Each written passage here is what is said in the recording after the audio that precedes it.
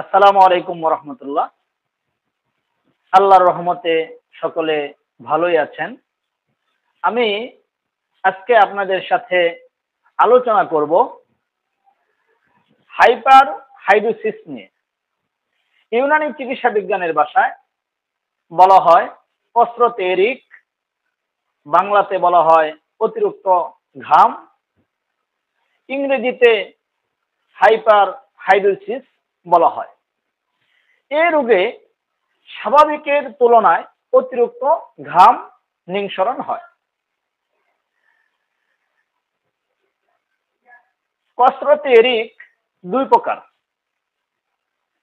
Primary hidrosis, secondary hidrosis. Primary hidrosis হচ্ছে কোনো কারণ ছাড়াই অতিরিক্ত ঘেমে যাওয়া। বিশেষ করে যখন আপনি কোনো কিছু লেখালেখি করতেছেন তখন ঘামতেছেন, অথবা কোথাও বসে আছেন বন্ধু বান্ধবের সাথে তখন বেশি বেশি ঘামতেছেন। সেকেন্ডারি হাইড্রোসিস হচ্ছে হার্টের সমস্যার কারণে অতিরিক্ত ঘাম হতে পারে, ডায়াবেটিসের কারণে অতিরিক্ত ঘাম হতে পারে, হাইপোথাইরয়েডিজমের কারণেও অতিরিক্ত ঘাম হতে পারে। এছাড়াও আরো অনেক অর্গানিক ডিজিজ রয়েছে, সে কারণেও অতিরিক্ত ঘাম হতে পারে। আজকে আমি আপনাদেরকে বলবো যে সকল বন্ধুরা অতিরিক্ত ঘামার সমস্যায় ভুগতেছেন তাদের জন্য 5টি টিপস বলবো।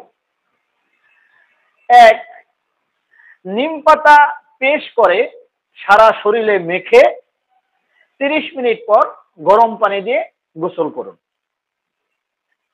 এই টিপস যদি আপনি গ্রহণ করেন অতিরিক্ত ঘামার সমস্যা থেকে মুক্তি পাবেন ইনশাল্লাহ। 2, ঠান্ডা পানিতে নিয়মিত গোসল করুন। ঠান্ডা পানিতে নিয়মিত গোসল করলে অতিরিক্ত ঘামার প্রবণতা দূর হয়।